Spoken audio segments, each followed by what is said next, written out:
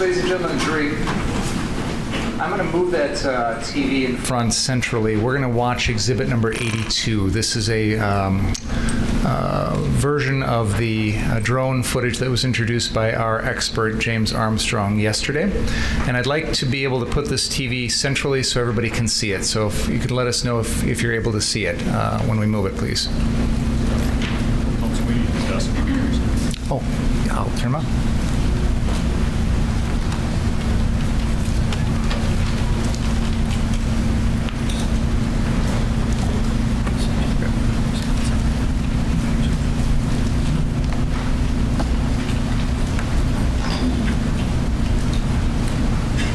Are all the jurors able to see that okay? Both sides? Okay. Judge, may I use Sister Marciano's point, please? Thank you very much. As we play this video... Use Father McGinnity's... As we play this video, ladies and gentlemen of the jury, I would...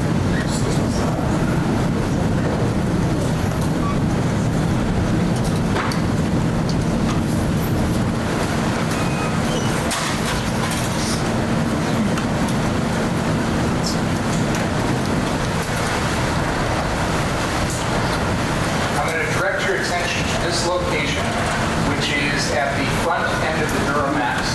There's an individual here on the sidewalk who is pushed in a wheelchair, and there's a little bit of a gap there between that individual and the Duramax. And I'd like you to keep your eyes on that location. Before we begin the video, Mr. Rittenhouse, are you able to see this video okay? Yes. All right. Please go ahead and play that.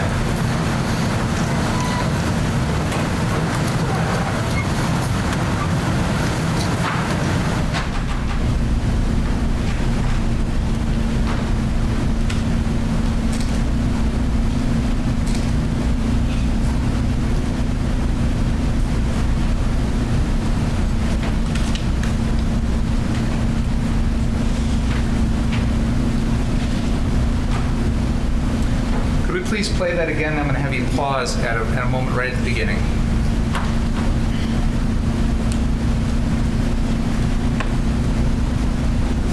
Pause.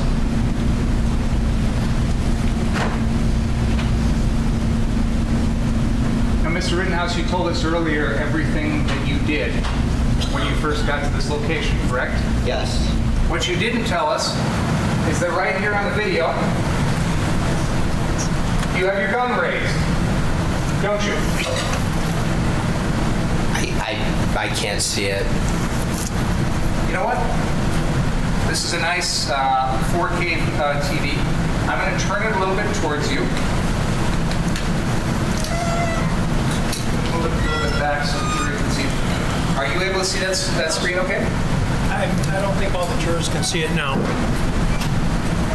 I want to be able to play it for the defendant to be able to see it up close. I understand. I'm just thinking if perhaps he could take the chair that the officer is in right now. And do you want to go over there as well? Would it be easier, Mr. Rittenhouse, if you came and stood a little closer to that screen? Is that the same definition? Well, you know, and you're using the pointer, so we want to all be looking at the same TV. Okay. Okay. Would it be appropriate for Mr. Rittenhouse to come stand closer to the TV? As long as he doesn't block the jurors, he and Mr. Richards can go over here. All right, let's. I'll move this back. Stand right down there if you would, please. Let's go back to the beginning of the video, please. I'm going to tell you when to pause. Don't watch that one. We can't see. Well.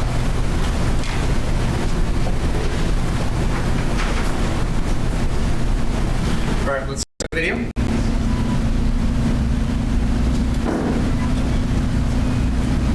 Pause.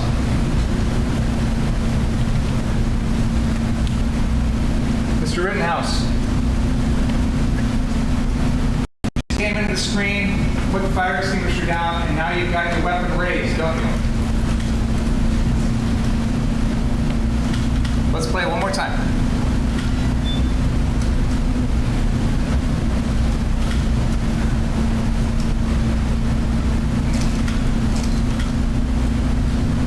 Pause. Mr. Rittenhouse, can you see in that video that you raised your weapon and pointed it at someone? I can't tell from this angle. Let's play it one more time. Your Honor, he's answered the question. Well, he says he can't see, so I'm trying to help him see. Go ahead.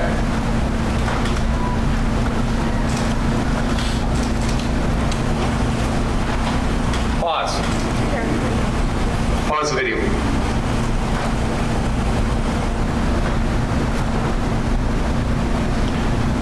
It doesn't look like I raised my rifle. It looks like my shoulder's up, but my rifle is pointed downward. Thank you. Whoa. All right.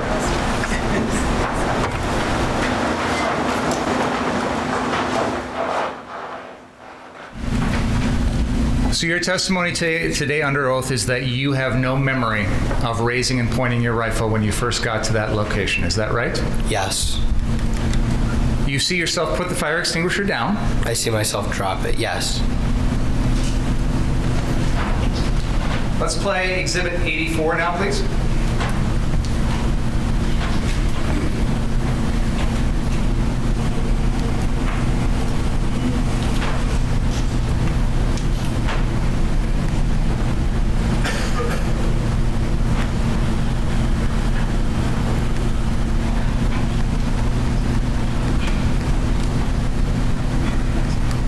Go ahead and play.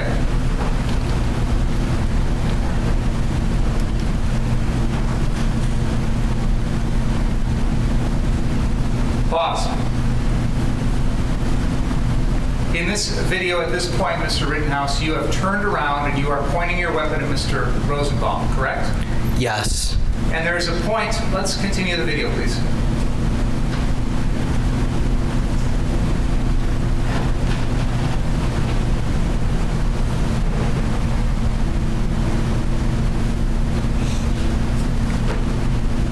All right, let's pause. Go back and start at the beginning again, please.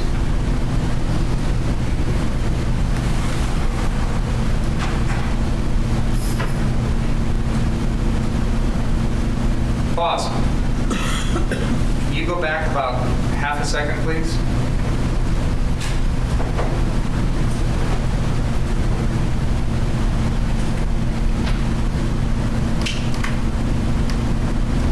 Go back just a little bit more, please.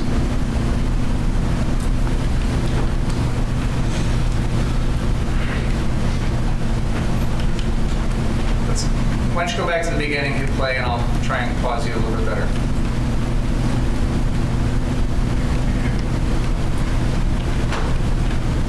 Pause. There's a point where Mr. Rosenbaum is running after you, where he raises his hands and leaps up in the air, correct? I wouldn't say he leaped in the air. I'd say he continued to run at me. He just threw his hands up. He threw both of his hands up in the air, right? Yes. And you could see that he was unarmed, correct? Yes. Please continue the video.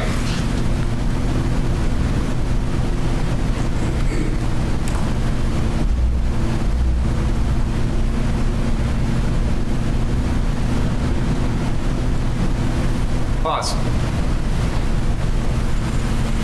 Joseph Rosenbaum never touched you in any way during that incident, correct? He touched my gun. He didn't touch your body in any way, did he? No. He didn't kick you? No. He didn't punch you? No. Other than that plastic bag, he didn't throw anything at you? No. He didn't have a gun on him? No. He didn't have a knife on him? No. He didn't have a chain on him? No. He didn't have a bat on him? No. He didn't have any weapon of any kind, correct? Other than him grabbing my gun, no. Well, he didn't have possession of that gun. You did, correct? I was holding it, yes. And it was strapped to your body, correct? Yes. At all times during this incident, you retained possession of your AR-15, correct? Yes. Can we please play exhibit, I apologize, Brian, I don't know if I mentioned this one earlier. I think it's 83. It's the full speed version of what we just saw. That was 84 just now, right? Okay, let's play 83, please.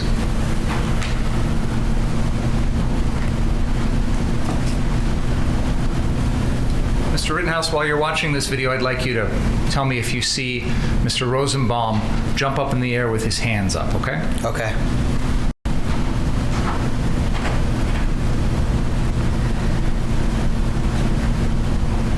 Go ahead and play.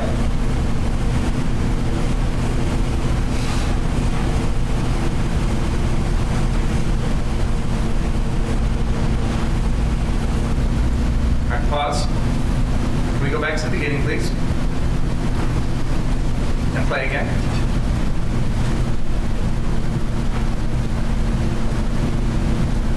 Pause. Right before Mr. Rosenbaum disappears behind that car, did you see him jump up in the air with his hands out? No, I saw him do something like this, like... That was a reaction to you pointing the gun at him, correct?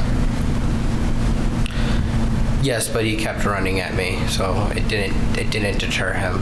But it slowed him down a little bit. He does this sort of jump with his hands in the air when you're pointing the gun at him, right? No, he continues to gain speed on me. Okay.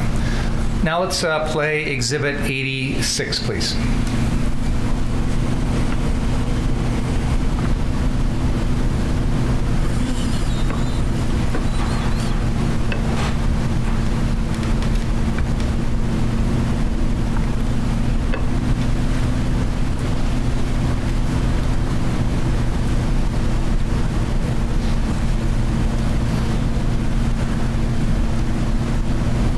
Go ahead.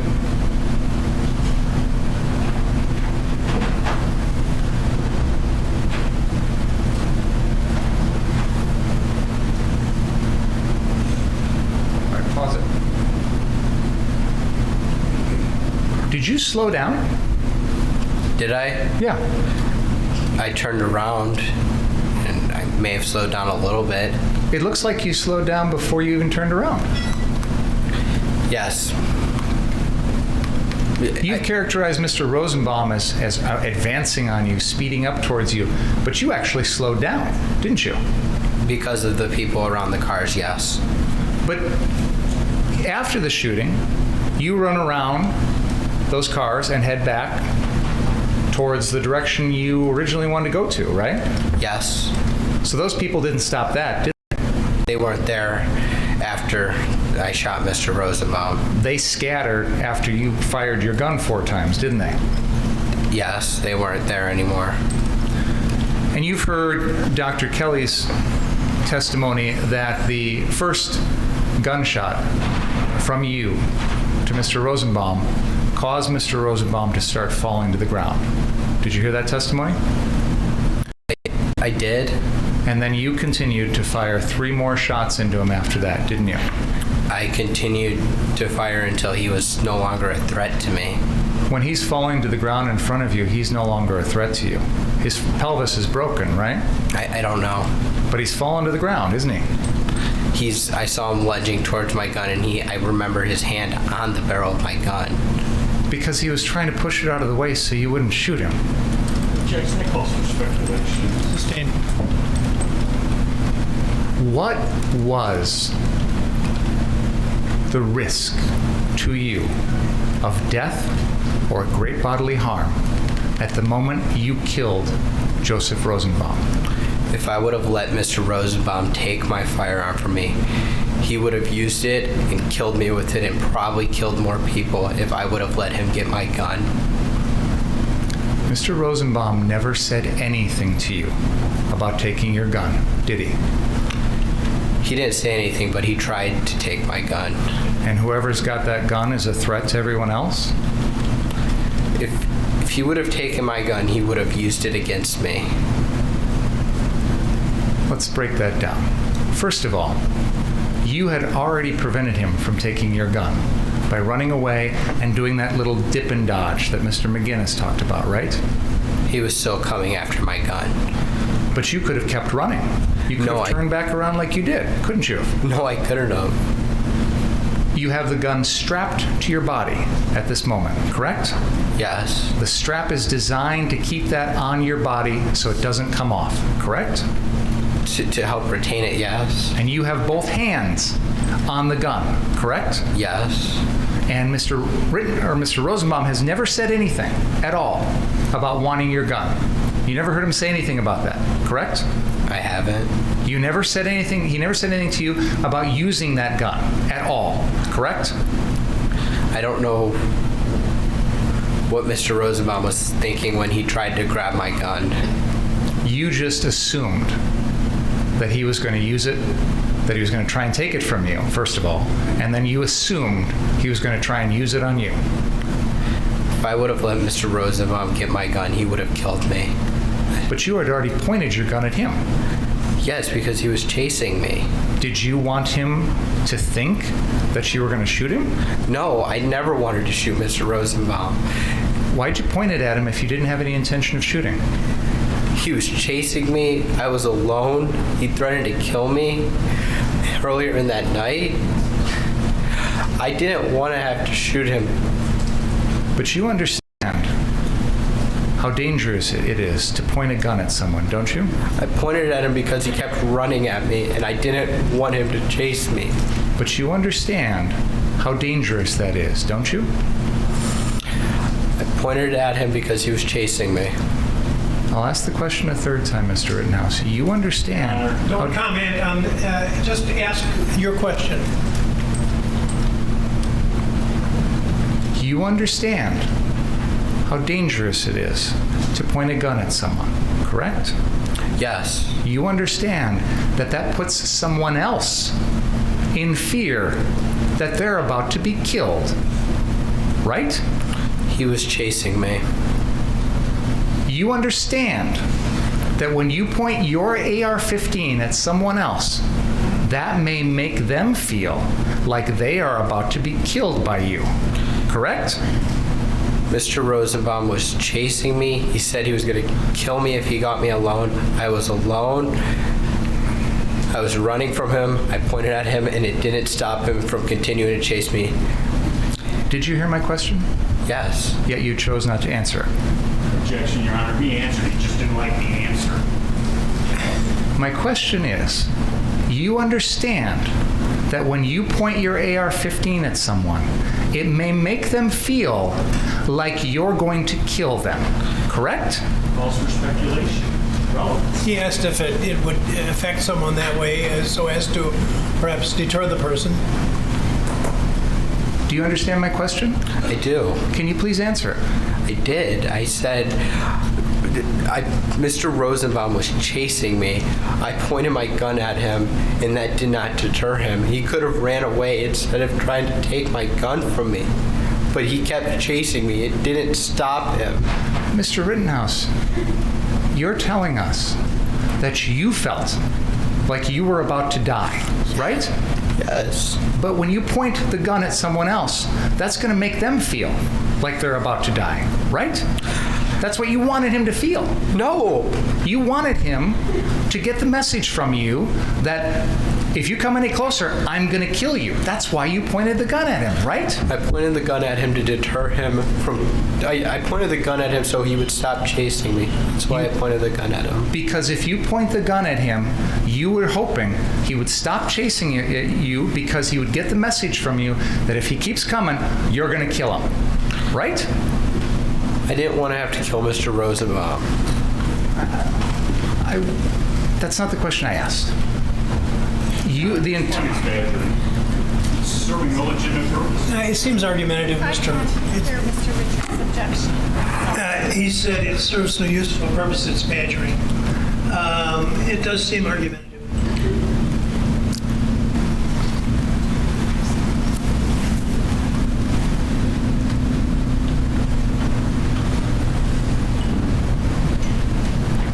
You intended, in that sequence we just saw, you intended to point your gun back at Mr. Rosenbaum in the middle of the parking lot, right? I pointed it at him so he would stop chasing me, but he didn't stop. That was your intentional decision to point at him. That wasn't an accident. I'm going to interrupt here. The jury cannot see you. I thought we'd moved it. I'm sorry. No, so please get it out of there.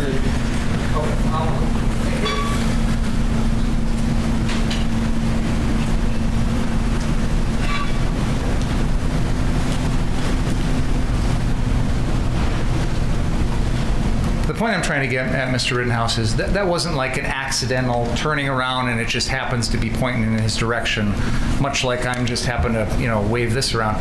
You made an intentional decision in the middle of that incident to turn and point the gun at Mr. Rosenbaum, correct? Yes.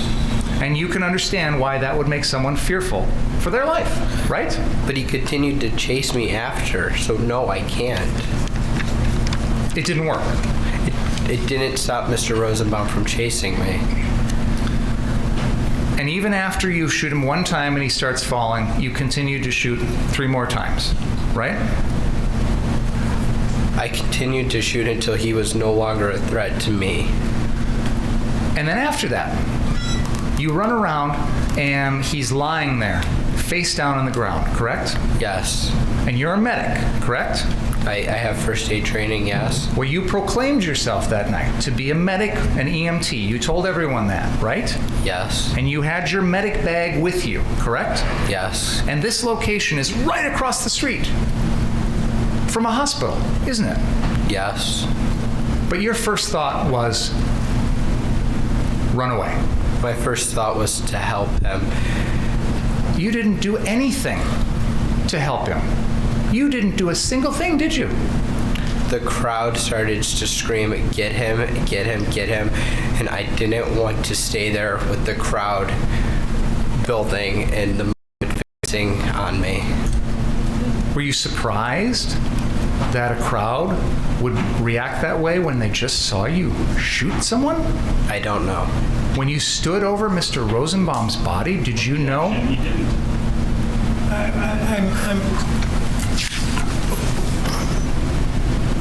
Go ahead. When you stood over Mr. Rosenbaum's body, did you know whether he was dead or alive? I didn't. Did you know whether or not it was possible at that moment to try and save him? I wanted to help Mr. Rosenbaum, and if the crowd wouldn't have started screaming to get him, get him, get him, I would have stayed and did everything I could to help Mr. Rosenbaum, but the crowd just started to chase me and scream at me. Let's play, can we have Exhibit 14, please? At the 3-hour, 58-minute, and 45-second mark.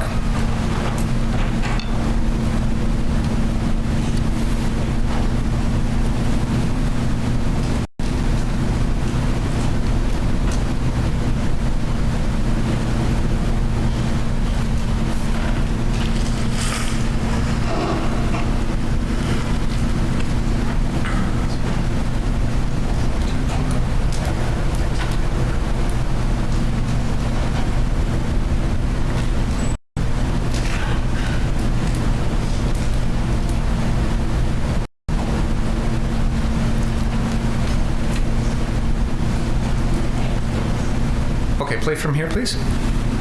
And blindside.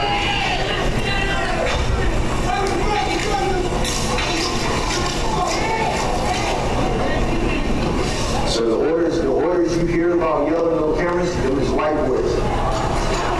That's Antifa, man. Oh, we got a gun, baby. Oh, they shoot. Yeah. Oh, he shot him. Plus, after you fired your 4 shots at Mr. Rosenbaum, there were 3 more gunshots right after that, right? Yes. And those were coming from very close to where you were, weren't they? Yes. They were coming from right here on the south side of the 63rd Street car source, right alongside 63rd Street on the north side of 63rd, right? Yes. You didn't react at all to those gunshots, did you? That time my audio was still going in and out partially. But again, my question is, you didn't react at all to those, did you? Not that I can see. Okay, let's continue, please. Shot him, man. Shot him. Shot him, man. He laid him out. Laid him out, y'all. Laid him out.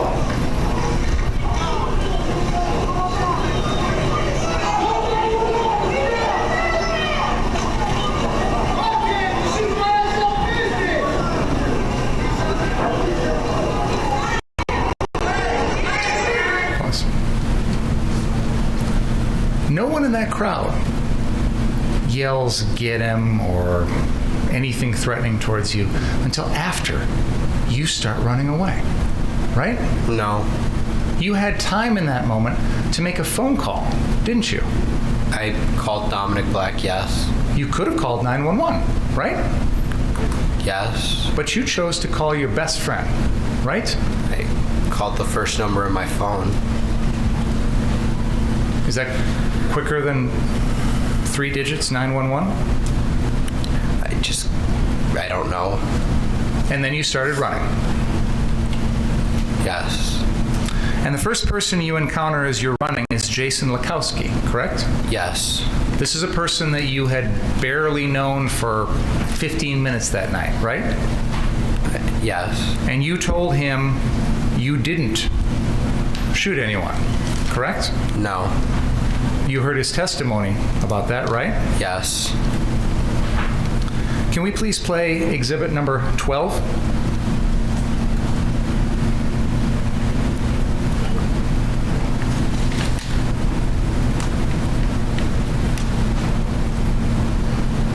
While we're getting that ready, you talked earlier about this crowd and what they were saying, and you felt like they were coming after you. You had time to stop and have a brief little talk with Jason Lakowski, didn't you? I stopped for a second and asked him to help me get to the police. Even with this crowd on top of you, as you describe it, you still had time for that, didn't you? For a second. I stopped for a second. Let's play exhibit number 12, please.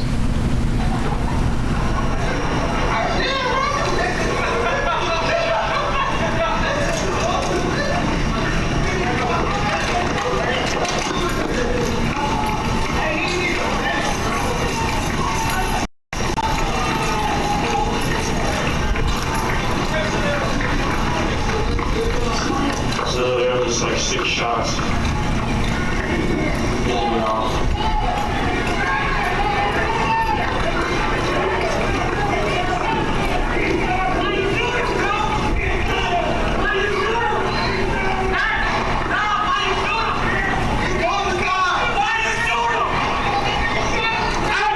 Back up 10 seconds, please. Go ahead.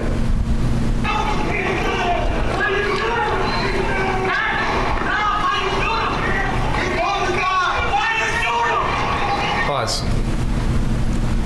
There are people in the crowd that are asking you why you just shot someone, right? Yes. And you told him he had a gun.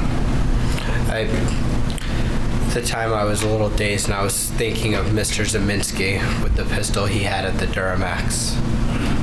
So you shot Mr. Rosenbaum because Joshua Zeminski had a pistol? No. You don't get to shoot someone else. You don't get to shoot someone else because someone else has No. a gun, right? No. But you told the crowd he had a gun, didn't you? That's what I said. And that wasn't true. Mr. Rosenbaum never had a gun, right? He didn't have a gun. Now can we please play exhibit number 3 at the 1 hour, 17 minute, and 10 second mark? This is an excerpt from the Gage Grosskreutz Facebook live stream that night.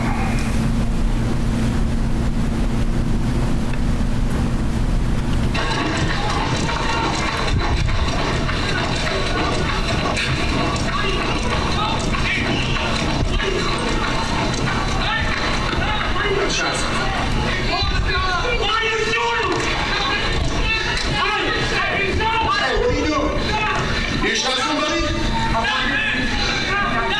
Who shot? Pause. You told Mr. Grosskreutz you were going to the police, right? Yes. And then you said, I didn't shoot anyone, right? I can't really make out what the last part of the words were saying. Do you remember what you said? I remember saying, I think I said I had to. Let's play that back 10 seconds and play it again, please.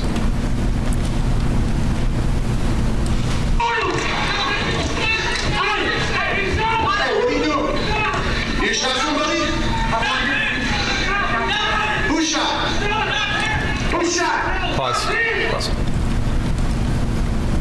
Aren't your exact words, I'm going to the police, I did not shoot anyone?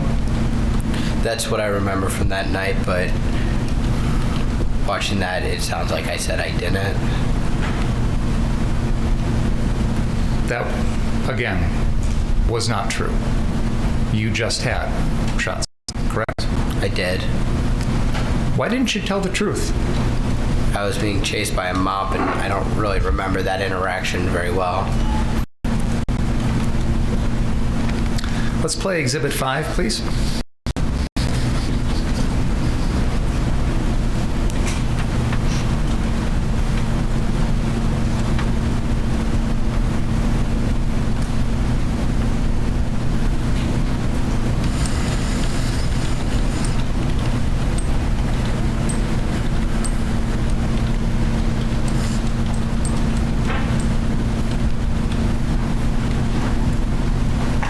This is the BG on the scene video. Go ahead.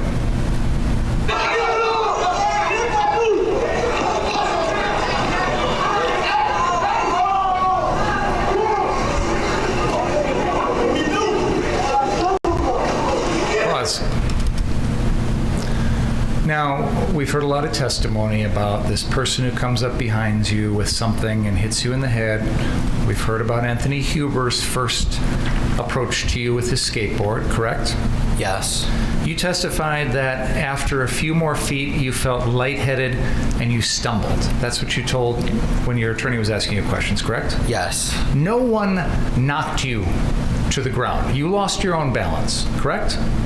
I was hit to the point to where I stumbled. You said in response to your attorney's questions that you stumbled because you were lightheaded. Do you remember telling us that? From getting hit, yes. You were lightheaded because you had been running and you were being chased. That was why you were lightheaded, right? That and being hit, yes. Let's continue. Pause. There is an individual who comes at you and jumps towards you and attempts to kick you, correct? He does kick me, yes. And you fire 2 shots directly at him with your AR-15, correct? Yes. You intended to hit him with those bullets, correct? I intended for him, yes. At that close range, it's a miracle that you missed, right? I don't know. You intended to kill him with those shots, didn't you? No. Did you even care whether or not those 2 rounds were going to kill him? I didn't want to have to kill anybody that night.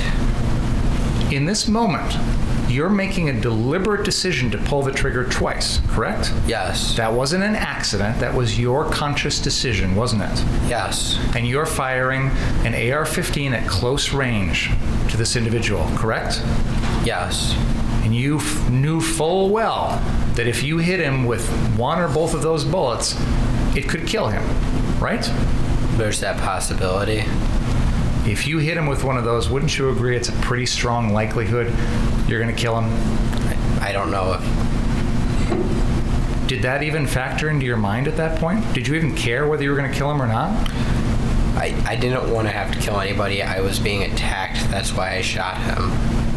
Shot at him.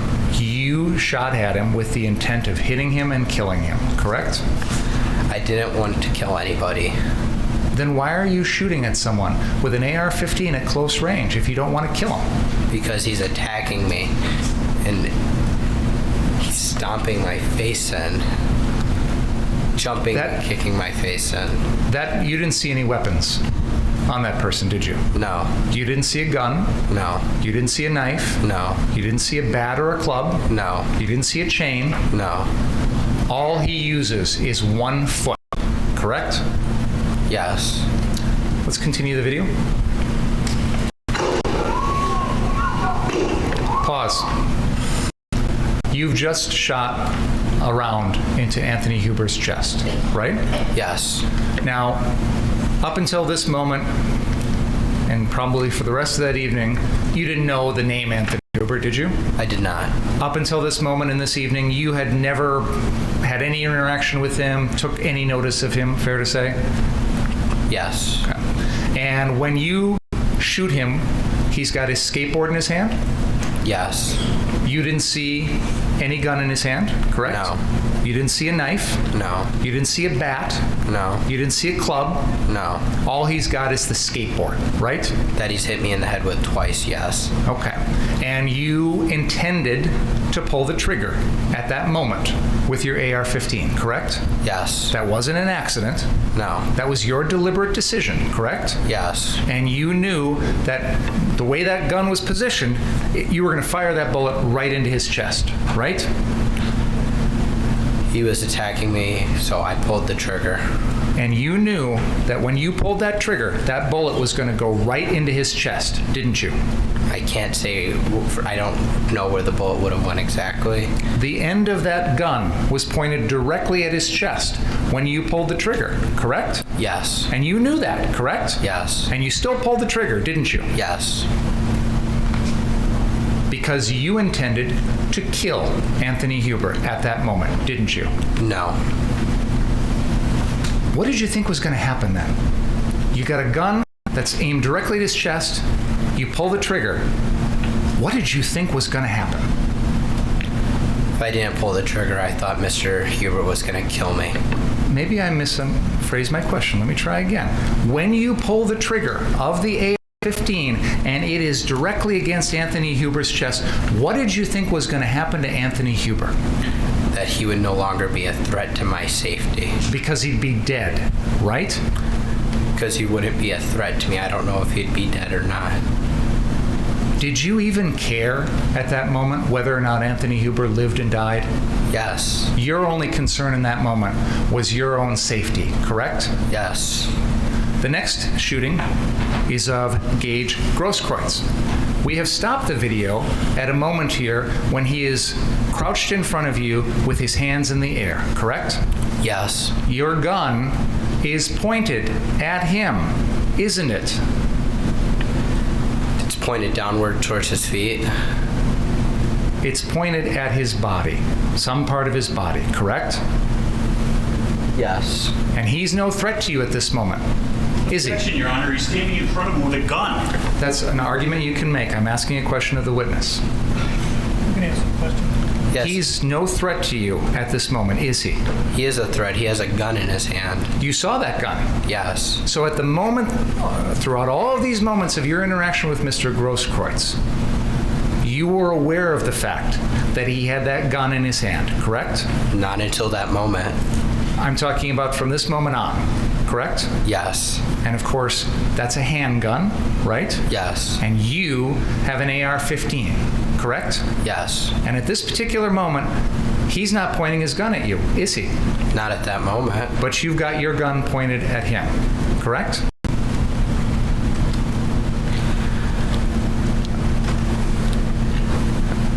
Looking at the video, I think I'm lowering my weapon. I think it's just a still shot of where you have it to where that, but I believe in the whole video I'm lowering it, and then he points his gun at me. Can you help me understand, Mr. Rittenhouse, why Gage Grosskreutz, with a pistol in his hand, is a threat to kill you, but you, with an AR-15 pointed at him, is not a threat to kill him at this moment? Can you help me understand that? I've been attacked by several people, and he decided to come and point a gun at my head. Well, first, He hasn't done that yet, has he? no. So again, I ask you, in this moment, You told us Gage Grosskreutz is a threat to you right now. Yes. He's got a pistol not aimed at you. You've got an AR-15 aimed at him. Why is he more of a threat to you than you are to him? Because he was moving at me with a gun in his hand. This is right after you've killed Anthony Huber, correct? Yes. Right after you fired 2 shots at almost point-blank range at the man running towards the camera right now and missing him, correct? Yes. And you're telling us Gage Grosskreutz is the real threat at this moment? Yes.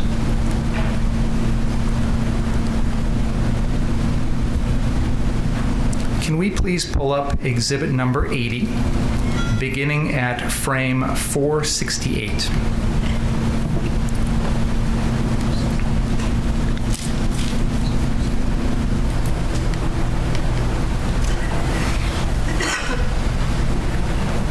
This is an exhibit which consists of, what's the number, 732? 729 frames from the BG on the Go video that we just watched. This was prepared by James Armstrong of the State Crime Lab. I'm not going to show all 729, but I'd like to start at frame 468, and we're going to go frame by frame from there until frame 500.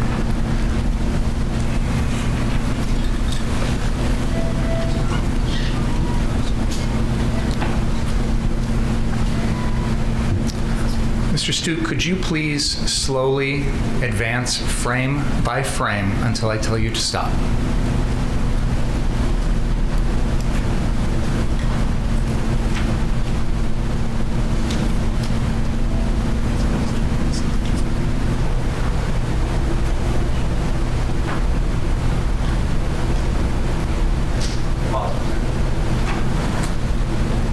Mr. Rittenhouse, this is immediately after Gage Grosskreutz has stopped in front of you and you are doing something with your firearm at that moment. Do you recall that? Yes. You were asked some questions about what you were doing at that moment. Is it fair to say that you turn your firearm over and you're looking at it, you're examining it? Yes. But your testimony is you didn't do anything to actually manipulate it at that moment. Correct. Is that fair to say? Correct. Okay. Please continue.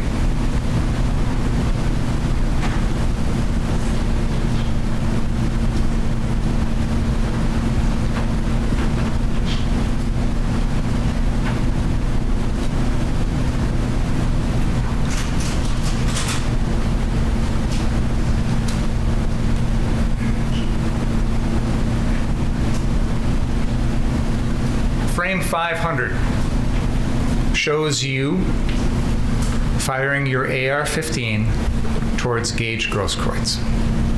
At this particular moment, he does not have that pistol pointed towards you, does he? He does.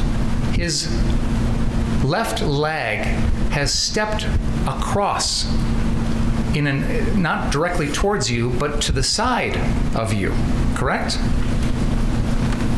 Yes. He's reaching in with his left arm towards you, correct?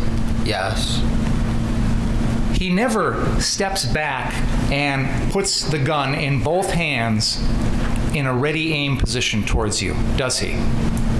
He doesn't do that. He never takes that gun with his right hand and stands there and holds it out with his right hand in front of him and aims it directly at you, does he? No, he does this pointing it directly at my head. And you thought that's the way he was going to shoot you? Yeah. You thought he ran up close to you to shoot you? Yes. You understand that he could have taken that gun if he wanted to and shot you from 10, 15, 20 feet away, right? Can you repeat? Sorry, I'm trying to understand the question. You understand that a pistol like that doesn't need to be right up close to someone to shoot, right? Yes. It can shoot from 10, 15, 20 feet away, right? Yes. Mr. Grosskreutz could have stopped 10, 15, 20 feet away if he wanted to shoot you and fired his pistol at you, couldn't he have? He could have, but he didn't. And your testimony is that you believed he ran up close to you and reached in with his left hand with his gun in his right hand because that was his way of using this gun to shoot you? Yes. Did you think he was reaching in to grab your gun? No. You didn't think he was going to take your gun away, did you? I thought he was going to shoot me. With his pistol? Yes. Which he never actually does. Correct? Correct. He never fires that gun at you at all. No. In fact, in this entire sequence of events, no one ever fired a gun at you, did they? Mr. Zeminski fired a gun from behind me. Did Mr. Zeminski fire that gun at you? I believe so. What do you base that on? Did you see it? The video. Did you see it? No. You're talking about back when the incident with Mr. Rosenbaum happens, correct? Yes. That happened while you and Mr. Rosenbaum are running across the car source lot, correct? Yes. At that moment in time, you didn't see Joshua Zeminski fire a shot, did you? No. You heard a gunshot, right? Yes. But you had no idea who fired it. I believed it was Mr. Zeminski. That gunshot did not at all factor into your decision to kill Joseph Rosenbaum, did it? No, Mr. Rosenbaum trying to steal my gun did. So you didn't think that was a gunshot from Joseph Rosenbaum? No. You knew he didn't have a gun? Wait a minute.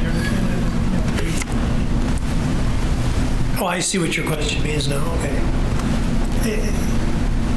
You didn't think that the shot which had been fired supposedly by Mr. Zeminski had been fired by Mr. Rosenbaum. Exactly. Okay. So you heard a gunshot. You now know that was Joshua Zeminski based on watching the videos, right?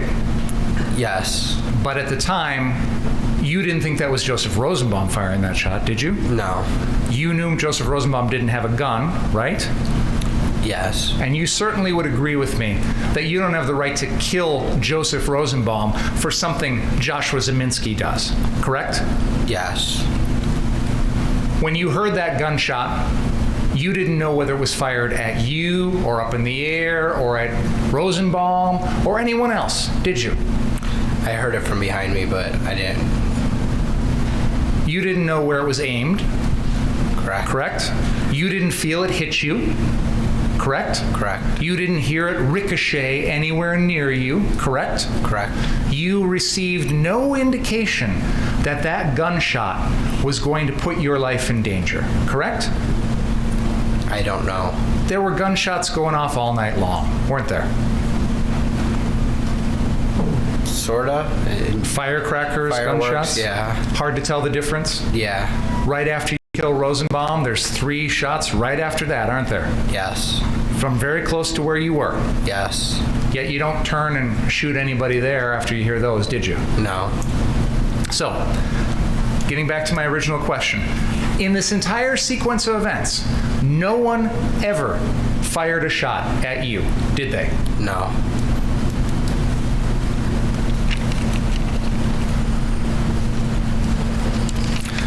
After you kill Anthony Huber, shoot Gage Grosskreutz, and attempt to fire those 2 shots at the person who jumped at you, you got up and you walked away, didn't you?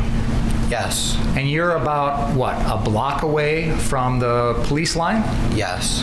And you know that police line's there because you're running towards it. Yes. And there's really nothing in the road between you and that police line, is there? After the shooting? Everybody scatters? No, nothing in the road. So you have a clear line of sight from where you did those shootings to those law enforcement vehicles, correct? Yes. And you still have your AR-15. Yes. And the crowd is pretty much run after they hear the shots, right? Yes. You still have your medic bag. Yes. Correct? Yes. You never once offer to help anybody that you just shot, correct? I don't. Correct, you don't? Correct. Anthony Huber is lying there over on the ground after you shot him once in the chest, correct? Yes. You didn't know at that point whether he was alive or dead, did you? I didn't. You never went over to check, did you? No. You didn't know whether it was possible to save his life at that moment or not, did you? I didn't. And you didn't even care. You just kept on walking. Correct? I kept walking to get to the police line. Gage Grosskreutz, right after you shoot him in the arm, is yelling, "I need a medic." Did you hear that? Yes. That's in the videos, isn't it? Yes. You don't do anything to help him, do you? No. You just decide to get out of there as fast as you can, correct? Yes.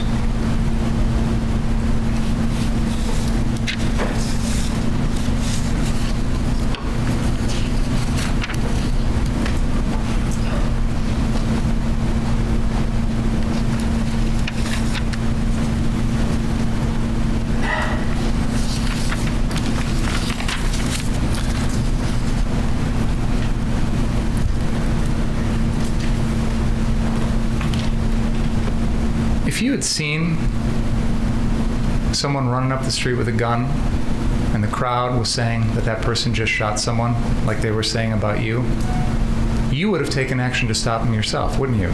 No, I wouldn't have. You're running around putting out fires, aren't you? Yes. A shooting's far more serious than a fire, isn't it? Yes. You took it upon yourself to do the things that the police and the fire departments weren't doing that night, correct?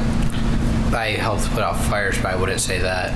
You went around offering medical service because you didn't think there were EMTs or EMS that would be able to come in there, correct? Yes. So you took it upon yourself to do the things that you didn't think the police or fire could do, correct? I wouldn't say I took it upon myself, but I was helping people with first aid and putting out fires at businesses. So if you saw someone running with a gun and everybody said, that guy just shot someone, you would have taken your AR-15 and tried to stop him, wouldn't you? What's the relevance of this, Mr. Mayor? It goes to the crowd's reaction to him, Your Honor. I think you would have reacted the same way. Mr. Rittenhouse is on trial. The crowd is important in terms of it's a factor that bears on some of the counts as to what the surroundings were.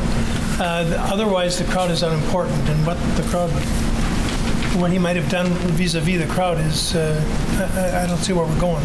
Understood.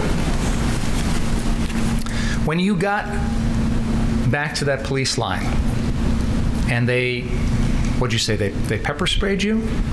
I believe so, but I don't remember it. They told you to get out of the road. Yes. Because they were going in there Yes. to do what you hadn't done, which is to try and help the people that you just shot, right? Yes. And then you went back after that to the 59th Street car source, didn't you? Yes. And you told them that you just shot someone. Yes. Someone, meaning an individual person, correct?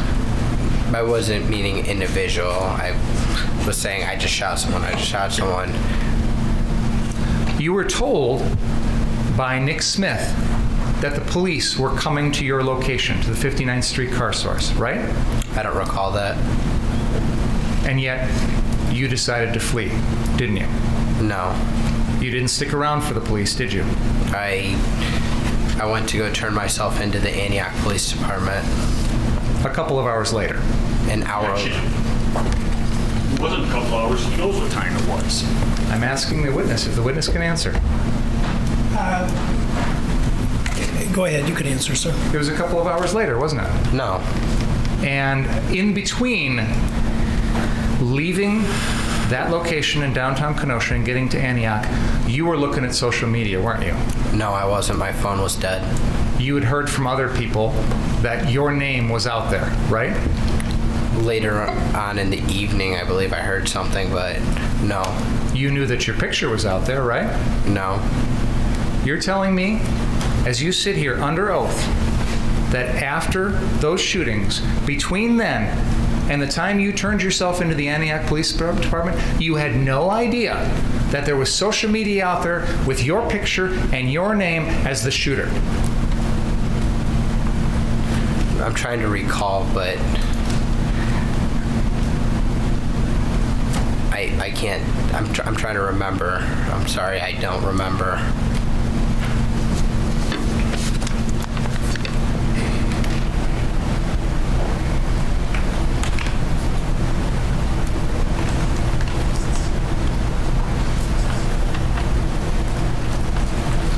I have no further questions. I have nothing on that, Your Honor. You may step down, sir.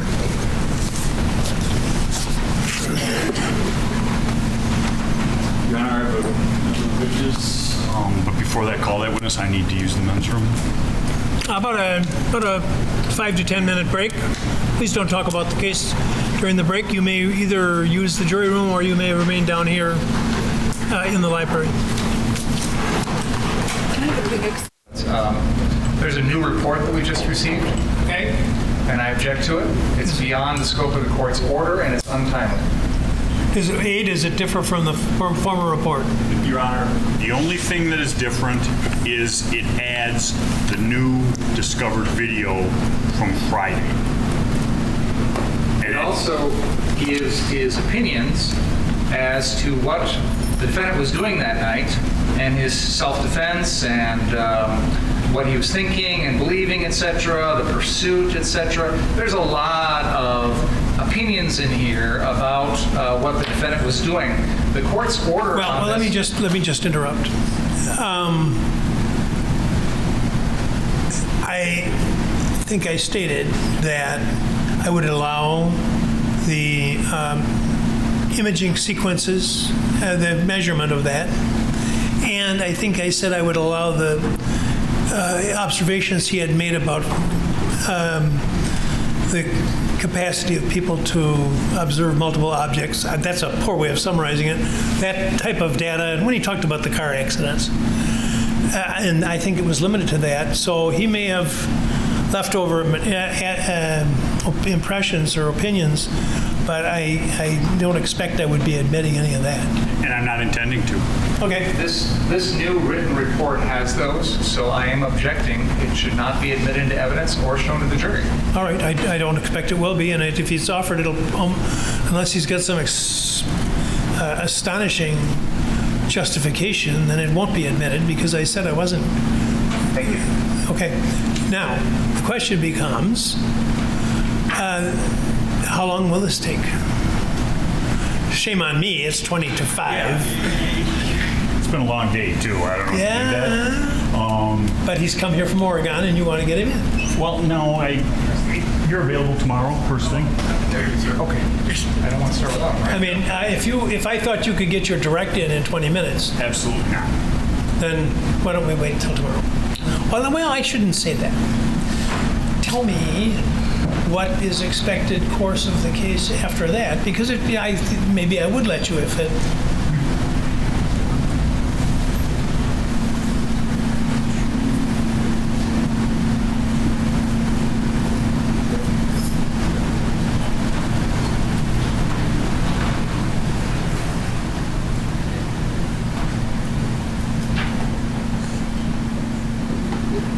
Yeah. With this witness, 3.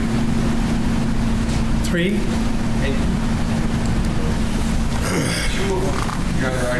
Raise your right hand.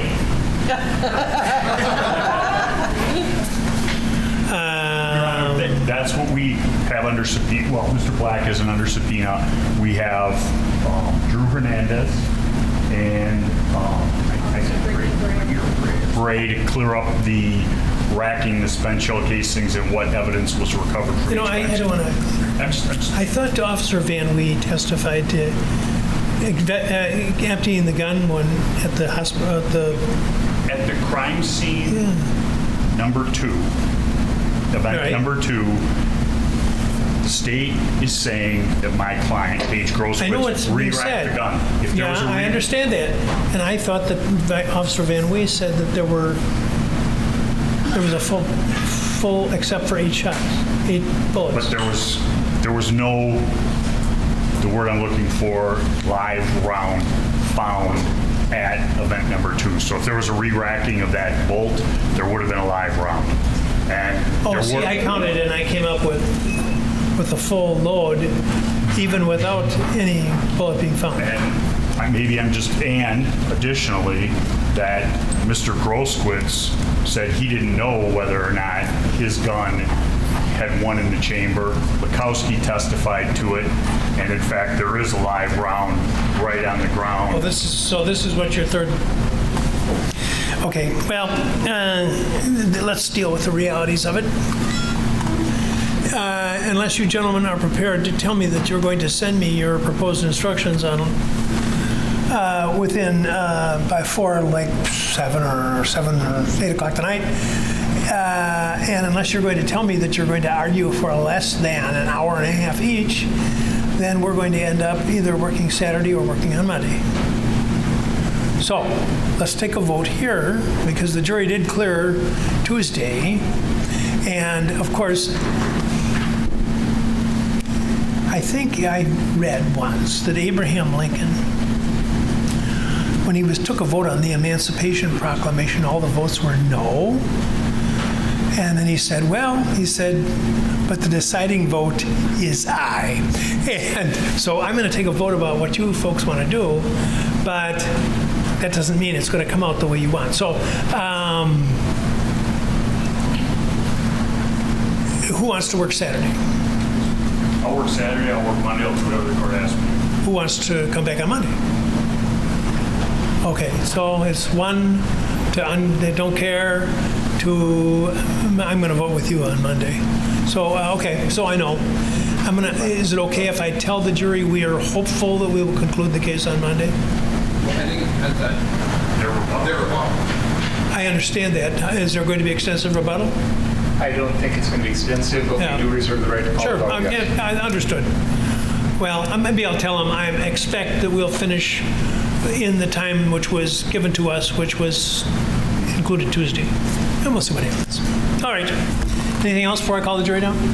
Oh, and then I'm going to dismiss them for the day. And we'll start in the morning with Dr. Black.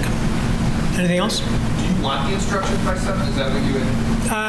Yeah, that'd be cool. So email. But if you, are you telling me that would be, I'm telling you that I'll do whatever you want. if you want by 8? Okay. And we're talking just about the count 6, right? Yeah, well,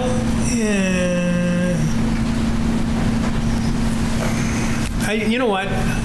I'll send you my preliminary. No, I won't do that. I'll send you my preliminary tonight, as long as we're not going to argument until next week. I'm not even going to promise that. Let's just, cool. All right. Let's call the jury down, dismiss them for the day. You don't have to send me anything tonight, and I won't send you anything. I think they're back. All right, folks. How many are in favor of my continuing to allow that light to flicker through the remainder of the trial? Why don't we get maintenance in here, and hopefully they can fix that.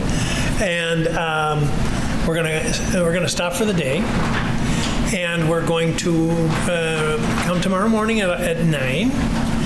And I have just discussed the matter with the lawyers, and I'm very confident that we will finish by Tuesday, as I asked you about a couple weeks ago. And there's a bare chance, I don't want to get your hopes up, but there's a chance we could finish on Monday. And that's the best of my information, and it isn't a promise, but I think it's very realistic. So, in the meantime, please don't read, watch, or listen to any account of the trial,